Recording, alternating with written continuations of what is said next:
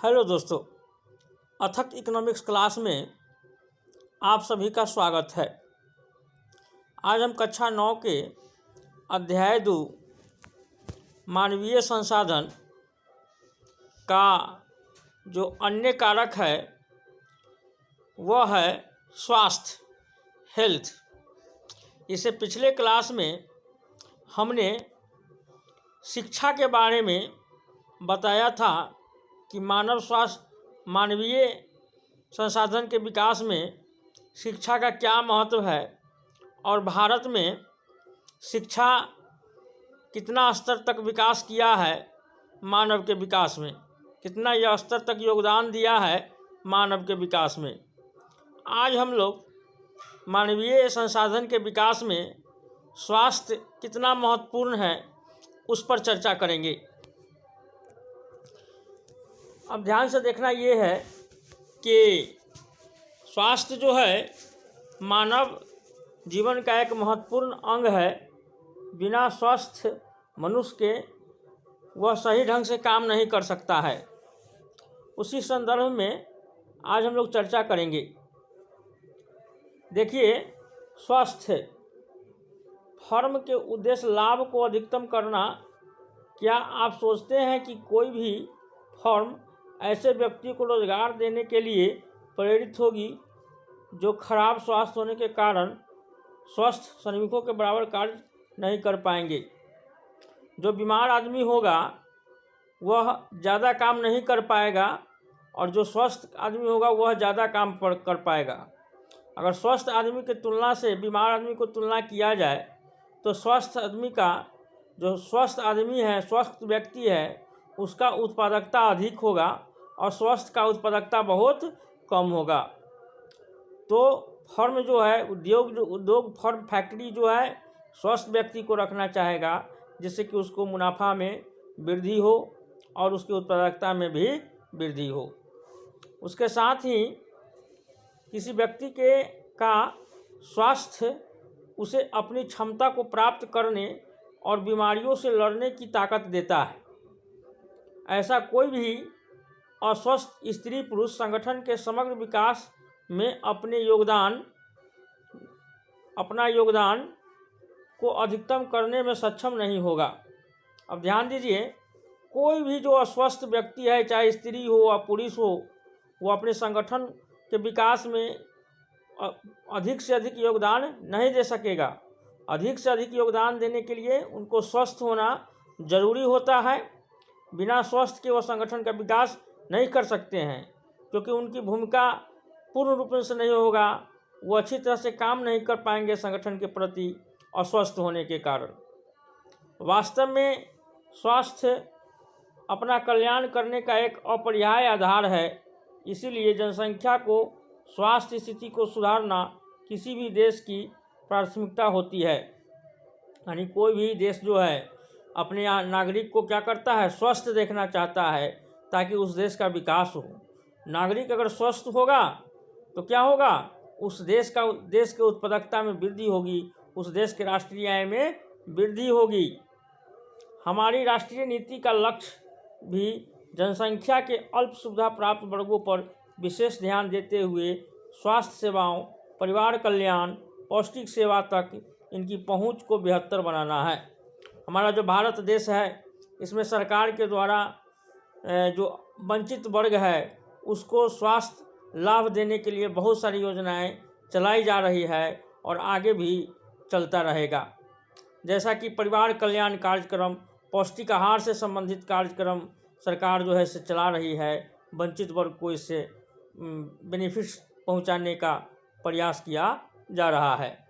पिछले 5 दशकों में भारत ने सरकारी और निजी क्षेत्रों में प्राथमिक, द्वितीयक एवं तृतीयक सेवाओं के लिए अपेक्षित एक विस्तृत स्वास्थ्य आधारित संरचना और जनशक्ति का निर्माण किया है। यानी पिछले 50 वर्ष में सरकार ने क्या किया है, प्राथमिक क्षेत्र, द्वितीयक क्षेत्र और तृतीयक क्षेत्र को स्वास्थ्य के दृष्टिकोण से स्वास्थ्य के विस्तार के लिए इन क्षेत्रों में बहुत सारा कदम उठाया है, बहुत सारा बहाली की गई है उस नागरिकों के स्वास्थ्य में सुधार हेतु।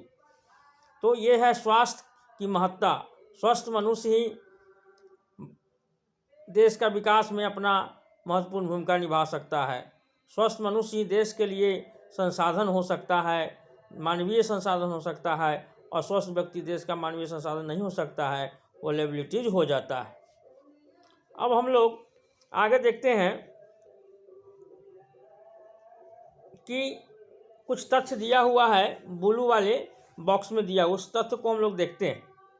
देखिए, तथ्य ये है कि इन उपायों को अपनाने से जीवन प्रत्याशा बढ़कर वर्ष 2016 में कितना हो गया, 69.4 वर्ष।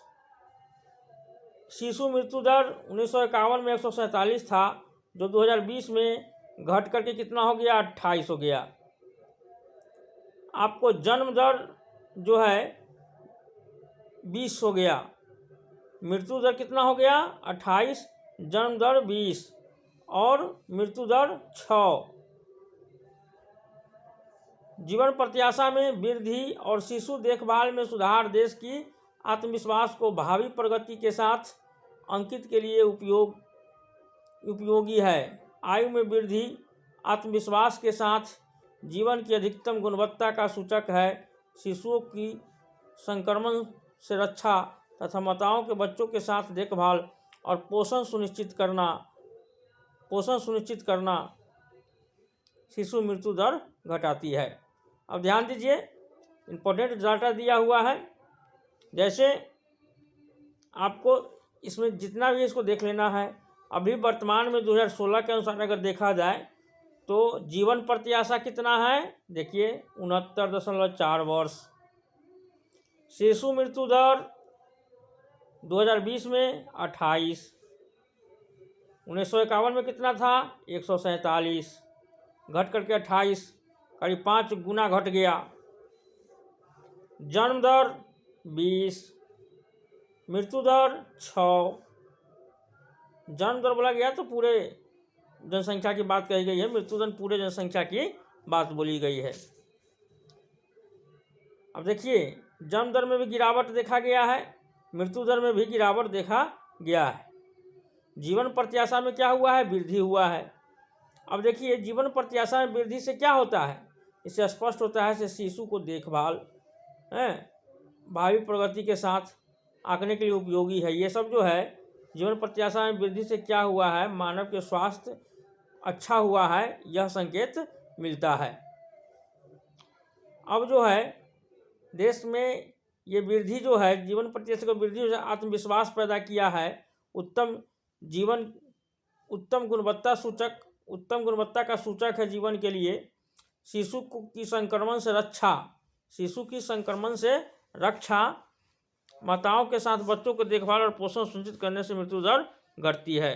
तो ये हमारे देश के लिए बहुत अच्छा सूचक है और अच्छी बात है। आगे देखते हैं और क्या है।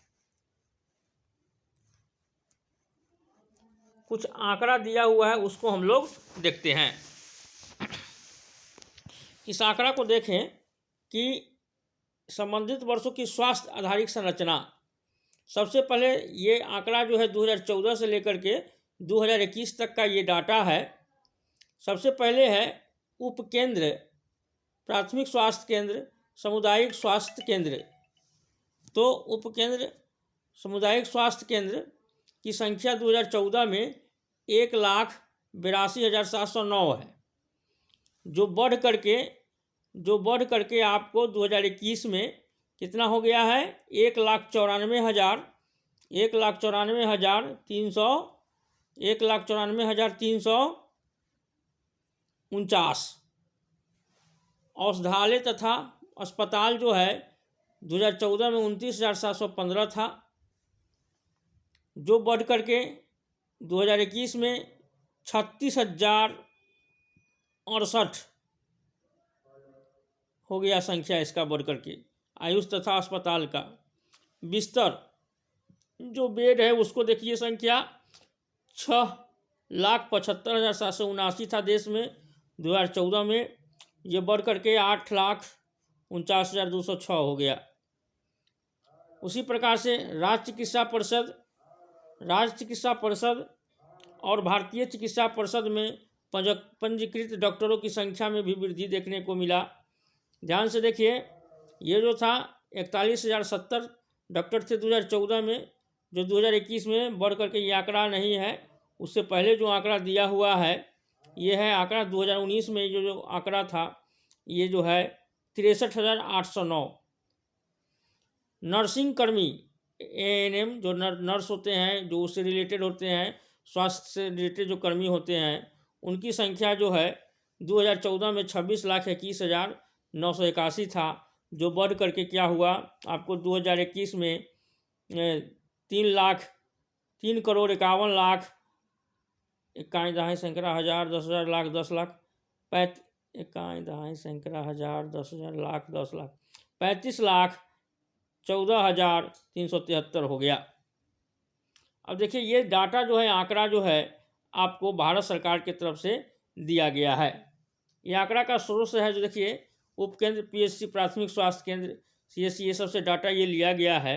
राष्ट्रीय स्वास्थ्य प्रोफाइल 2016, 17, 18, 20, 22 केंद्रीय स्वास्थ्य, यहाँ से ये डाटा लिया गया है। अब हम लोग देखते हैं कि आखिर ये क्या है, इस पर हम लोग चर्चा करेंगे। अब देखिए आइए चर्चा करें पर हम लोग चर्चा करते हैं कि क्वेश्चन है 1951 से 1920 तक औषधालयों की संख्या में कितने प्रतिशत की वृद्धि हुई है। तो कितने प्रतिशत की वृद्धि हुई है इसकी हम लोग क्या है अभी डाटा जस्ट देखे हैं हम लोग। नीचे देखिए 51 से 2020 तक कितने प्रतिशत की वृद्धि हुई है औषधालय में। औषधालय की संख्या देख लीजिए। औषधालय ये देखिए, औषधालय तथा अस्पताल, औषधालय तथा अस्पताल जो है कितना वृद्धि हुआ है 1951 से अब तक में। 1951 से अब तक में कितनी वृद्धि हुआ है उसकी चर्चा आपको देखने को मिलेगा। तो 14 से लेकर के 21 तक है, इसमें देखिए कितना वृद्धि हुआ है उसकी चर्चा की गई है, और ऊपर भी दिया गया है कितना था। देखिए स्वास्थ्य के क्षेत्र में देखिए बहुत सारा जो है बातें बताया गया है। फिर कहता है क्वेश्चन है 1951 से 1920 तक डॉक्टरों और नर्सिंग कर्मियों में कितने प्रतिशत की वृद्धि हुई है। आपको किताब में जो है इस बुक में 1951 का तो डाटा नहीं दिया हुआ है, आपको 2014 से 2021 तक का डाटा दिया हुआ है। हम आपको नेक्स्ट वीडियो में, नेक्स्ट क्लास में 1951 का डाटा जो है, जो ये क्वेश्चन पूछ रहा है आंकड़ा, ये हम आप लोगों को बताएंगे। अभी फिलहाल देख लीजिए 2014 का जो डाटा है और 2021 का जो डाटा है उसका तुलना कीजिए, अंतर आपको स्पष्ट दिखने को मिलेगा कि इन सभी में वृद्धि हुई है। अब हम लोग देखते हैं नेक्स्ट क्या है। कहता है क्या आपको लगता है कि डॉक्टरों और नर्सों की संख्या में वृद्धि पर्याप्त है, यदि नहीं तो क्यों।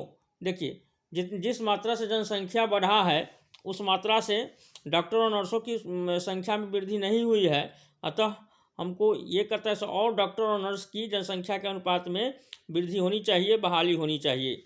नेक्स्ट जो है किसी अस्पताल में आप और कौन सी सुविधाएं उपलब्ध कराना चाहेंगे।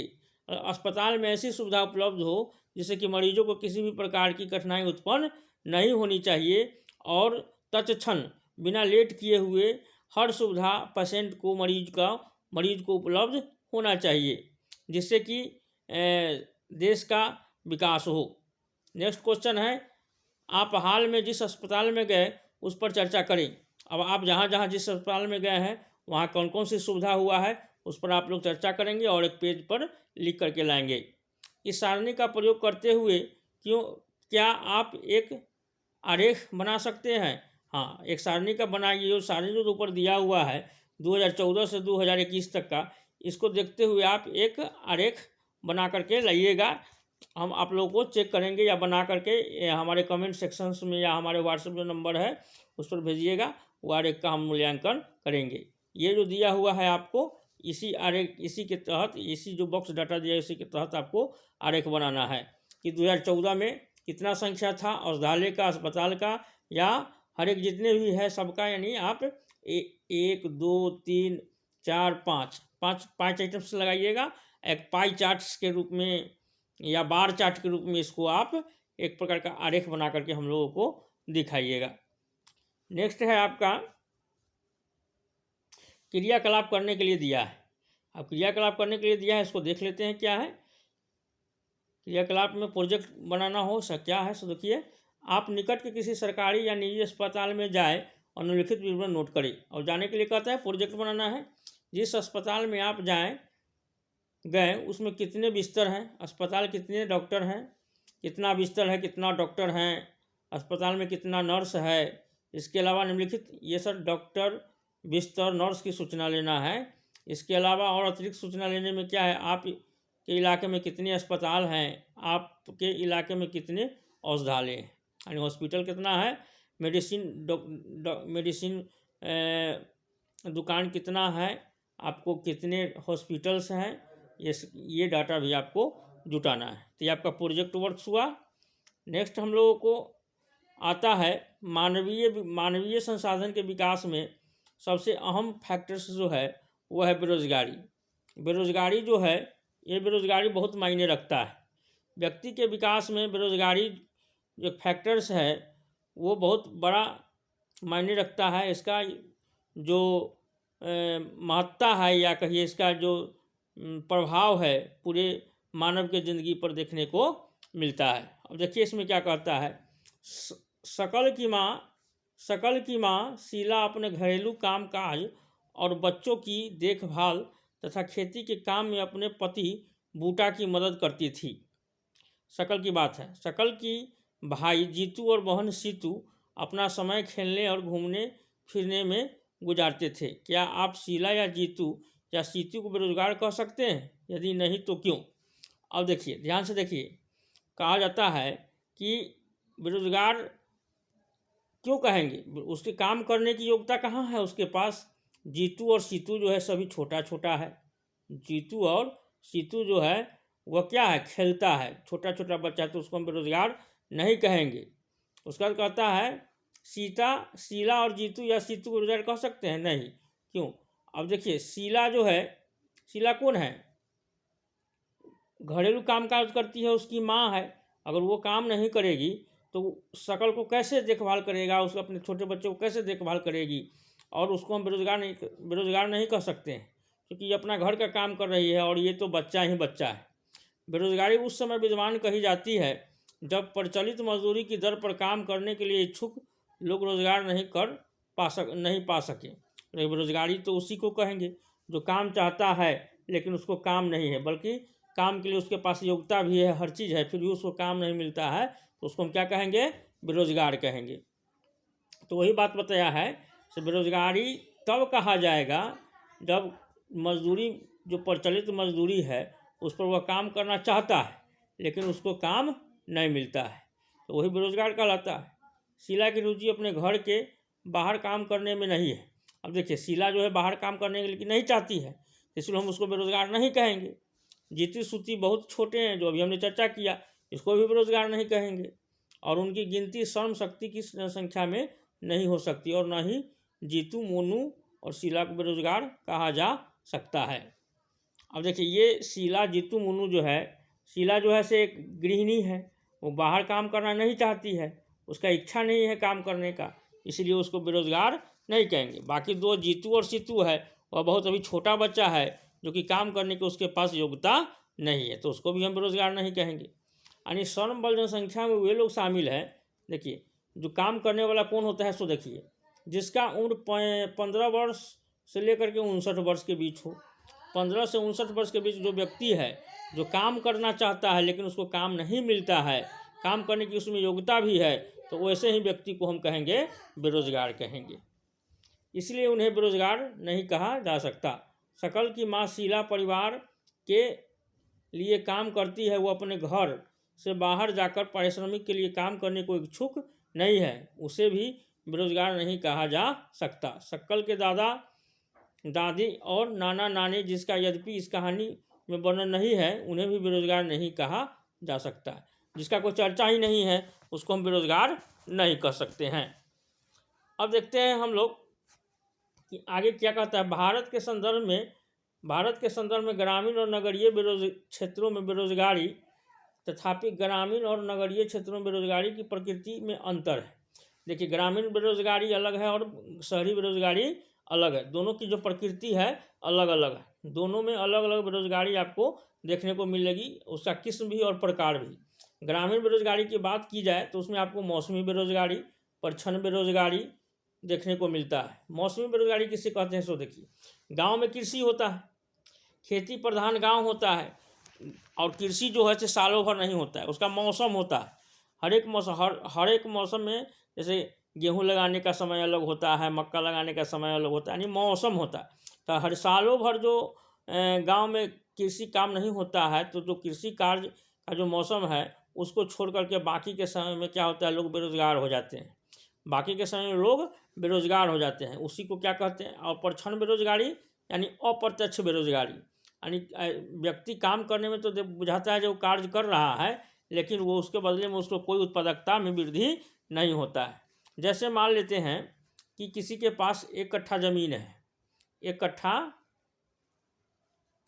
कट्ठा ज़मीन है, इस पर 4 आदमी काम कर रहे हैं। 4 आदमी, 4 गो श्रम जो है लगा हुआ है, और इसमें उत्पादन हो रहा है आपको 20 केजी की उत्पादन हो रहा है, 20 केजी उत्पादन इस पर हो रहा है। तो ध्यान देना ये है यहाँ कि 20 केजी का उत्पादन यहाँ पे हो रहा है। तो यहाँ पे ध्यान देना ये है, एकाएक क्या हुआ, 2 आदमी और इसमें आ गए, और जब 2 आदमी इसमें आ गए तो फिर भी जब 2 आदमी यानी टोटल 6 आदमी काम करने के बाद फिर भी 20 केजी ही उसका क्या हुआ, उत्पादन हुआ। तो उत्पादन में कोई वृद्धि नहीं हुआ, इसीलिए ये अतिरिक्त 2 आदमी जो कार्य कर रहे हैं इस खेत पर, वह क्या हुआ, अप्रत्यक्ष बेरोजगारी कर। देखने में तो ये 2 आदमी काम कर रहे हैं, लेकिन इसके बदले में कोई उत्पादकता में वृद्धि नहीं हुआ, इसीलिए ये 2 आदमी को क्या कहेंगे, अप्रत्यक्ष बेरोजगारी। तो इस प्रकार की जो बेरोजगारी होता है, परछन बेरोजगारी, अप्रत्यक्ष बेरोजगारी। लेकिन नगरीय बेरोजगारी में क्या होता है वो देखते हैं। अधिकांशतः शिक्षित बेरोजगारी है, नगर में क्या है, आपको अधिकांशतः शिक्षित बेरोजगारी देखने को मिलता है। पढ़ा लिखा हुआ आदमी ज़्यादा है और वहाँ उसके अनुसार उसको काम नहीं मिल रहा है। मौसमी बेरोजगारी तब होती है जब लोग वर्ष के कुछ महीने में रोजगार प्राप्त नहीं कर पाते हैं। कृषि पर आश्रित लोग आमतौर पर इस तरह की समस्या से जूझते हैं। जस्ट हमने अभी समझाया है कृषि से रिलेटेड। वर्ष में कुछ व्यस्त मौसम होते हैं जब बुआई, कटाई, निराई और गहाई होता है। अब देखिए ये सब क्या है, सो देखिए, बुआई यानी पौधा लगाने का समय, उसको जब पूरा पक जाता है तो काटने का समय, उसका दौनी करने का समय यानी किरौनी कर या दौनी करने का समय, गहाई मतलब दौनी करना, निराई मतलब किरौनी करना। कुछ विशेष महीने में कृषि पर आश्रित लोग को अधिक काम नहीं मिल पाता है।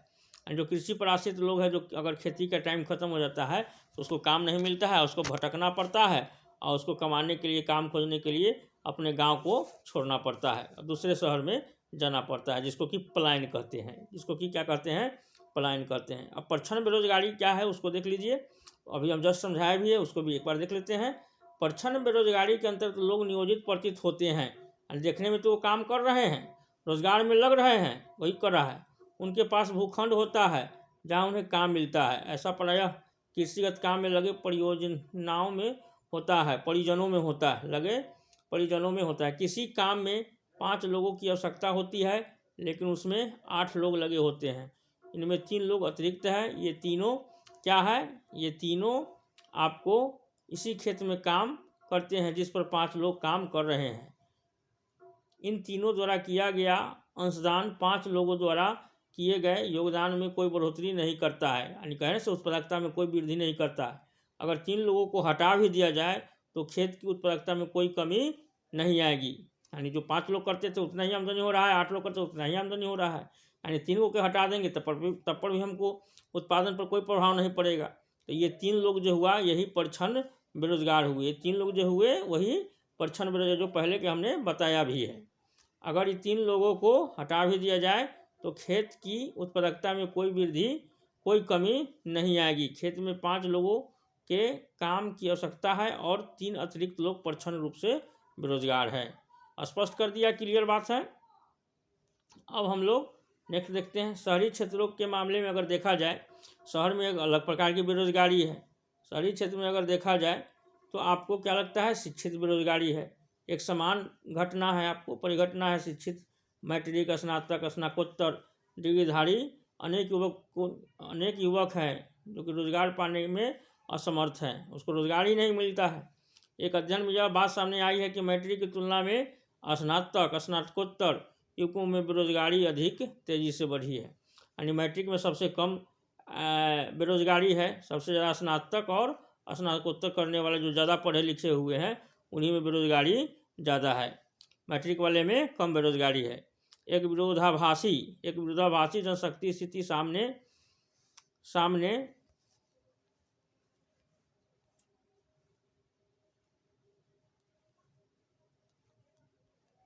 आई है कि कुछ विशेष श्रेणी में जनशक्ति के अधिक के साथ ही कुछ अन्य श्रेणी में जनशक्ति की कमी विद्यमान है। एक और तकनीकी अर्हता प्राप्त लोगों के बीच बेरोजगारी है, और जो तकनीक अर्हता प्राप्त है, तकनीकी है जो रखते हैं, जो तकनीकी कौशल रखते हैं, उनको भी बेरोजगारी का सामना करना पड़ रहा है एक आंकड़ा के अनुसार। दूसरी ओर आर्थिक समृद्धि के लिए आवश्यक तकनीकी कौशल की भी कमी है।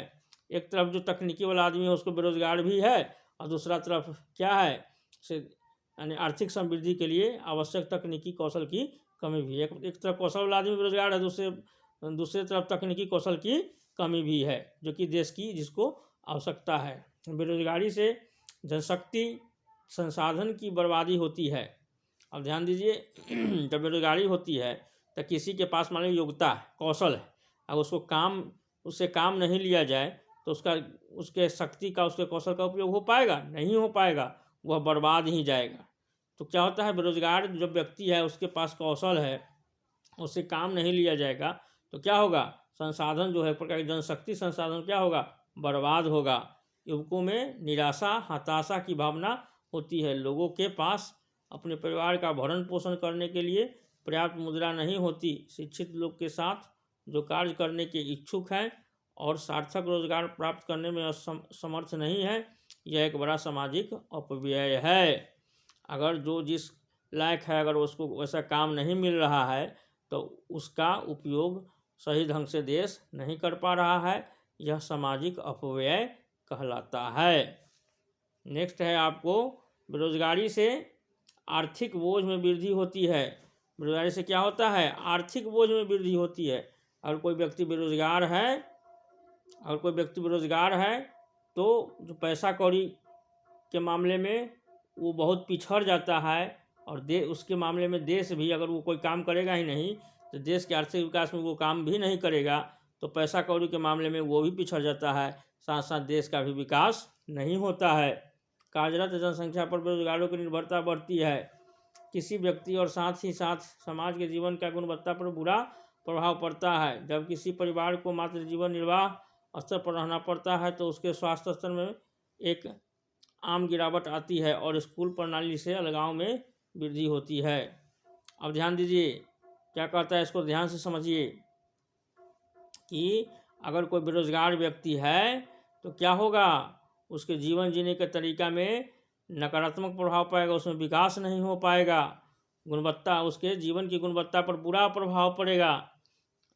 जो रोजगार में लगे हुए व्यक्ति हैं उस पर ज़्यादा भार पड़ेगा। जैसे मान लेते हैं कि अगर कोई परिवार में 5 व्यक्ति है, उसमें 1 व्यक्ति कमाने वाले हैं और 4 व्यक्ति खाने वाले हैं, तो क्या है, 1 व्यक्ति पर ज़्यादा लोड पड़ेगा और ये बैठ करके 4 व्यक्ति खाएंगे। तो जो रोजगार में है उस पर ज़्यादा भार पड़ेगा, 4 व्यक्ति को लेकर के चलना पड़ता है 1 व्यक्ति को। अगर इसमें से 2 व्यक्ति और कमाने लगे तो बहुत और अच्छा होगा और उनका विकास और अधिक होगा। तो क्या है, इसमें जो काम कर रहे हैं रोजगार वाले व्यक्ति हैं उन पर भार पड़ता है, उसी चीज़ को कह रहा है।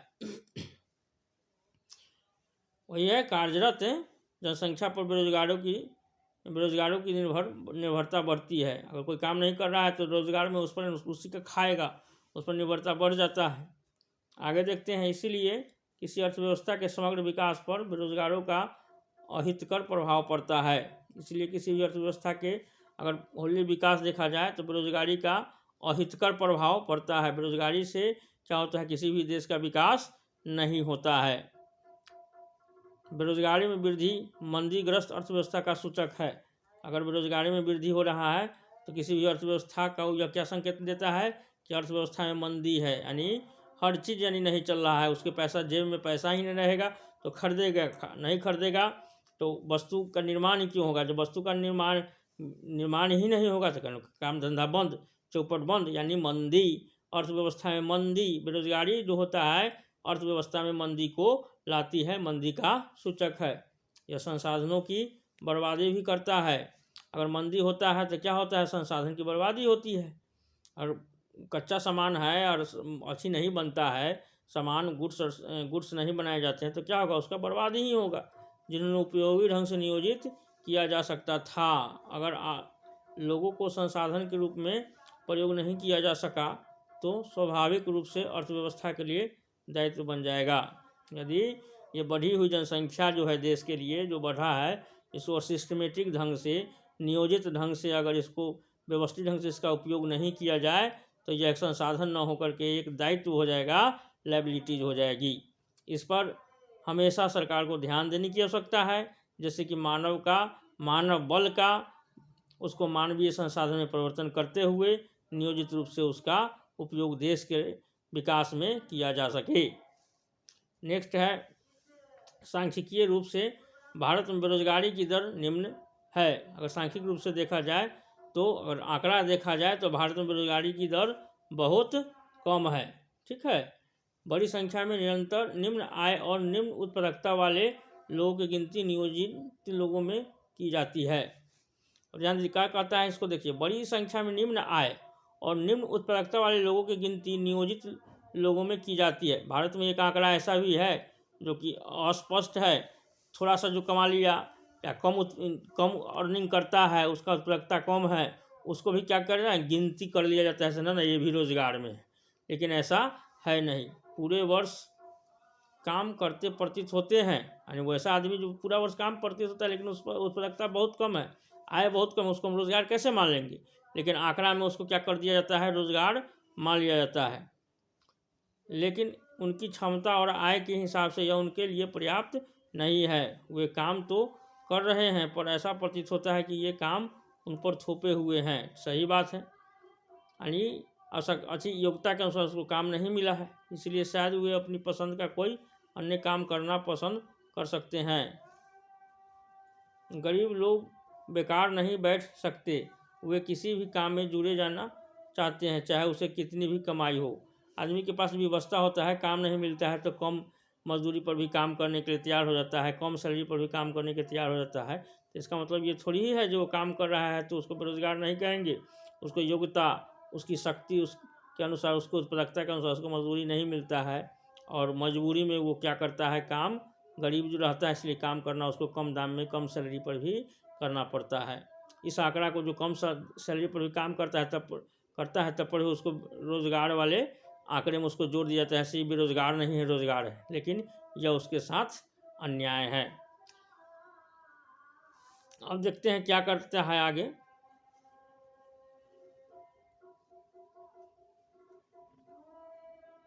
इसके अतिरिक्त प्राथमिक क्षेत्र में स्वरोजगार एक विशेषता है।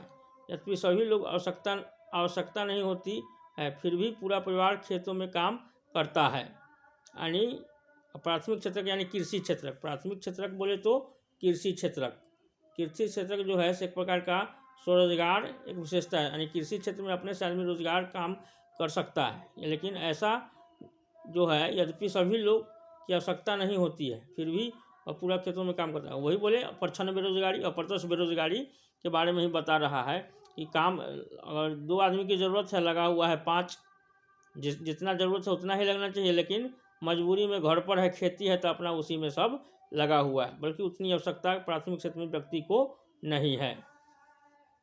देखिए क्या कर रहा है, क्या आपको स्मरण है कि जब आपने अपने जूते या चप्पल ठीक कराए थे तो कितना भुगतान किया था? तो बता रहा है पैसा के मामले में जूता चप्पल बनाने वाला के यहाँ गए तो आप कितना उसको पैसा दिए। में प्रच्छन्न बेरोजगारी होती है, गाँव में तो प्रच्छन्न बेरोजगारी, जस्ट इसकी चर्चा किए हैं। इसमें क्या होता है? प्रच्छन्न बेरोजगारी, अप्रत्यक्ष बेरोजगारी। लेकिन जो उत्पादन होता है उसमें पूरे परिवार की हिस्सेदारी होती है। यानी काम 5 आदमी का काम है, 5 आदमी करेगा, अगर 9 आदमी भी काम करें तो 9 को हिस्सा होगा, लेकिन उत्पादन में वृद्धि नहीं होगा। उसी चीज़ की बात ये कर रहा है। खेत के काम में साझेदारी और उत्पादक फसल में हिस्सेदारी की धारणा ग्रामीण क्षेत्रों में बेरोजगारी की कठिनाइयों में कमी लाता है, लेकिन इससे परिवार की गरीबी कम नहीं होती। प्रत्येक परिवार में अधिशेष श्रमिक रोजगार की तलाश में गाँव से शहरों की ओर प्रवास करते हैं, वही पलायन कर जाते हैं। और काम नहीं मिलता है, उनको स्थिति बहुत खराब हो जाता है, तो उनको गांव से आपको शहर की ओर जाना पड़ता है, जिसको कि प्रवास कहते हैं। नेक्स्ट है, आइए उपरोक्त तीनों क्षेत्रकों में रोजगार के परिदृश्य की चर्चा करें।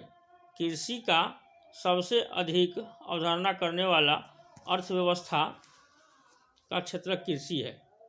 ध्यान दीजिए, यानी अवशोषण, कृषि का सबसे अधिक अवशोषण करने वाला अर्थव्यवस्था का क्षेत्र कृषि है।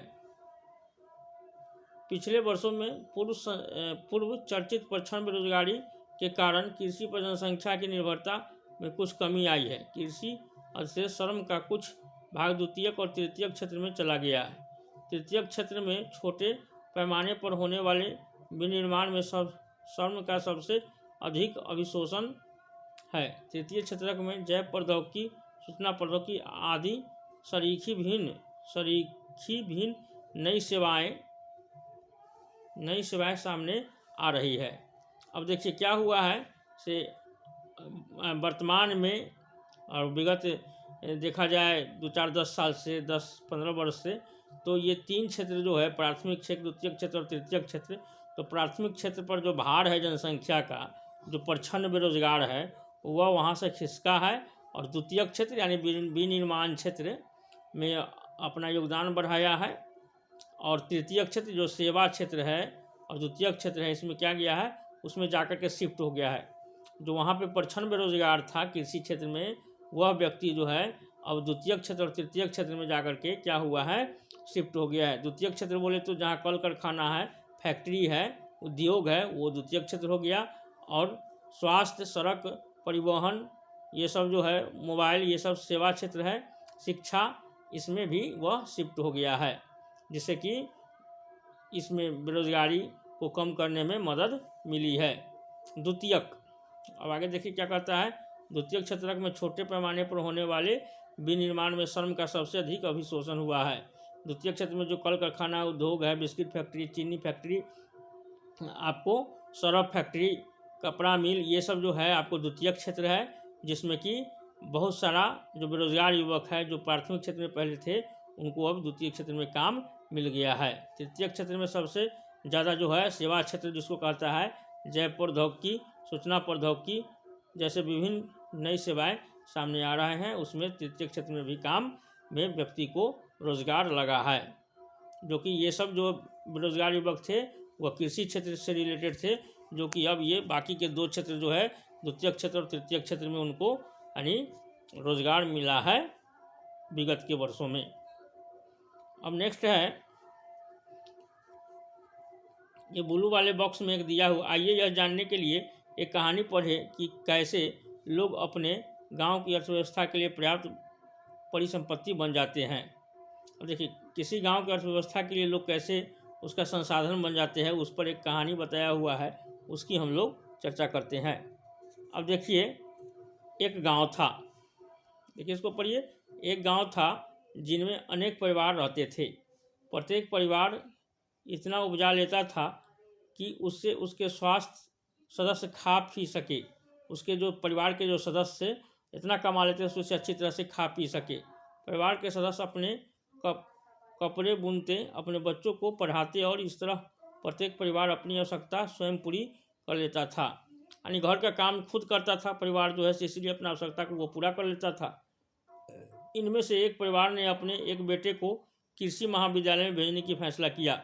एक गांव था, उसमें बहुत सारा परिवार था, उसमें से एक जो है परिवार का जो था, उसने अपने बच्चों को क्या किया, कृषि महाविद्यालय में पढ़ने के लिए भेजा। लड़के को निकट के एक कृषि महाविद्यालय में प्रवेश मिल गया, यानी पढ़ाई के लिए उसको वहाँ नामांकन हो गया। उस समय पश्चात वह कृषि इंजीनियरिंग की योग्यता प्राप्त गांव वापस लौट गया। वह लड़का जो है कृषि इंजीनियरिंग के बारे में नॉलेज लिया और गांव चला आया। नॉलेज लेकर के, पढ़ लिख करके वो आ गया गांव। वह इतना सृजनात्मक निकला, वह इतना क्रिएटिविटी निकला, नहीं वो ज्ञान सीखा तो उसको अप्लाई करना जानता था। वही बात बता रहा है, सृजन निकला कि उसने एक उन्नत किस्म के हल का नमूना तैयार किया, जिससे गेहूं की उपज में वृद्धि हो गई। अब आया इंजीनियरिंग करके तो एक ऐसा हल निकाला कि खेत की जुताई अच्छा से हुआ। जब गेहूं बाग हुआ तो उसमें उसकी उत्पादकता में बहुत अच्छा वृद्धि, अधिक वृद्धि देखने को मिला। इस तरह गांव में एग्रो इंजीनियरिंग का एक नया काम सृजित हुआ। अब एग्रो इंजीनियर ये जो तकनीकी बताया उससे गेहूं की उत्पादकता में वृद्धि हुआ। और इसी तरह गांव में क्या हुआ, दूसरा किसान जो था वो भी देख करके वैसा ही करने लगा। अब ध्यान देना ये है, और वही उसकी पूर्ति हुई। गांव के उस परिवार में अपने अवशेष फसल निकट के गांव में बेच दी। पहले अपना भोजन के इतना ही वह उपज कर पाता था, लेकिन जब कृषि एग्रो विधि से होने लगा, किसके सहायता से, जब वो बच्चा आया इंजीनियर बन के उसके सहायता से, तो जो बचा हुआ अनाज था वो बगल के यानी बाजार में बेच दिया जाता था, जिससे उन्होंने आपस में बांट लिया। इससे सफलता से प्रेरित होकर कुछ समय पश्चात गांव के सभी परिवारों ने एक बैठक की। वे अपने बच्चों के लिए भी बेहतर भविष्य चाह रहे थे। फिर गांव वालों ने इस लड़का को देख करके अपने बच्चा को भी पढ़ाने के लिए सोचा और एक बैठक किया। उन्होंने पंचायत से गांव में एक स्कूल खोलने का अनुरोध किया। पंचायत में क्या किया गया, सब बच्चा शिक्षित होना चाहिए, शिक्षा के महत्व को समझा, और उन्होंने क्या कहा कि एक स्कूल गांव में खुलना चाहिए। उन्होंने पंचायत को विश्वास दिलाया कि सभी अपने बच्चों को स्कूल में भेजेंगे। पंचायत में सरकार को मदद से एक स्कूल खोल दिया। सरकार की मदद से एक स्कूल भी खोल दिया जाएगा उस गांव में। निकट के कस्बे से एक शिक्षक की नियुक्ति की गई, एक टीचर की बहाली कर दी गई पढ़ाने के लिए। इस गांव के सभी बच्चे स्कूल जाने लगे। कुछ समय पश्चात गांव के एक परिवार ने अपनी एक लड़की को सिलाई के प्रशिक्षण दिलाया। वह अब गांव के सभी लोगों के लिए कपड़े सीने लगी। अब एक लड़की थी, उसको सिलाई का प्रशिक्षण प्राप्त करके क्या किया, गांव के सभी कपड़ों को वो सीने लगी, क्योंकि अब सभी लोग अच्छे ढंग से सिले कपड़े पहनना चाहते थे। अब हाथ से सिला हुआ नहीं, सब स्टैंडर्ड हो गया था, आदमी शिक्षित हो गए थे, जागरूक हो गए थे, तो उसको भी क्या हुआ, मशीन मिल गया उस लड़की को, उससे वह सिलने लगा, तो वो भी रोजगार में लग गया अपना। यानी पहले वो घर में ही यानी सबका ये होता था, अब वो अपना रोजगार में लग गया। इस तरफ दर्जी का एक नया काम सृजित हुआ। दर्जी का एक नया काम सृजित हो गया। वो एग्रो इंजीनियरिंग का एक शुरू किया था, ये दर्जी का एक काम शुरू हो गया। इसका एक और सकारात्मक प्रभाव हुआ। किसानों की कपड़े खरीदने को लिए दूर जाने में लगने वाले समय अब बचने लगा। किसान जो कपड़ा खरीदने के लिए दूर जाता था, अब उसको अपना यहाँ ही जो दर्जी था उसको सिला सिलाया कपड़ा मिल जाता था, उसका समय का भी बचत हुआ। तो इस प्रकार से क्या होता है कि बेरोजगारी जो है गांव में दूर किया जा सकता है। अब देखिए क्या, किसान खेतों में अधिक समय लगाने लगे थे। अब समय का बचत होगा तो किसान क्या होगा, उस समय को क्या खेती में लगाएगा, कृषि में लगाएगा। किसान खेतों में अधिक समय लगाने लगे, और जब अधिक समय लगाने तो उसका उत्पादकता में भी क्या होगा, वृद्धि होगा, उसकी उपज बढ़ गई। यह समृद्धि का प्रारंभ था। किसानों के पास उपभोग से अधिक वस्तुएं थी। अब वे अपने उत्पादन उन लोगों को बेच सकते थे जो उनके गांव के बाजार में आते थे। समय के साथ वह गांव जहां प्रारंभ में किसी नए काम का औपचारिक रूप से कोई अवसर नहीं था, शिक्षक, दर्जी, एग्रो इंजीनियर और अन्य तरह के लोग से परिपूर्ण हो गया। यह एक साधारण गांव की कहानी थी, जहां मानव पूंजी के उठते स्तर से उसे जटिल और आधुनिक आर्थिक क्रियाकलाप के स्थल के रूप में विकसित किया। तो हर एक गाँव जो है इसी प्रकार से क्या होता है, विकसित होता है। और छोटे छोटे उद्योग, छोटे छोटे तकनीकी कार्य के कारण क्या होता है, वहाँ का बेरोजगारी जो है से दूर होती है। काम जो है बाहर, लोग जो है सो बाहर नहीं जाते हैं, अपने गांव में ही छोटे छोटे उद्योग करके बेरोजगारी को दूर करते हैं और उस गांव का आर्थिक विकास होता है। तो आज के लिए बस इतना ही रखिए, और इससे अगर आपके ज्ञान में वृद्धि हुई है तो मेरे इस चैनल को सब्सक्राइब करें। अगर आपको ये वीडियो अच्छा लगा हो इसको लाइक करें और शेयर करें। धन्यवाद।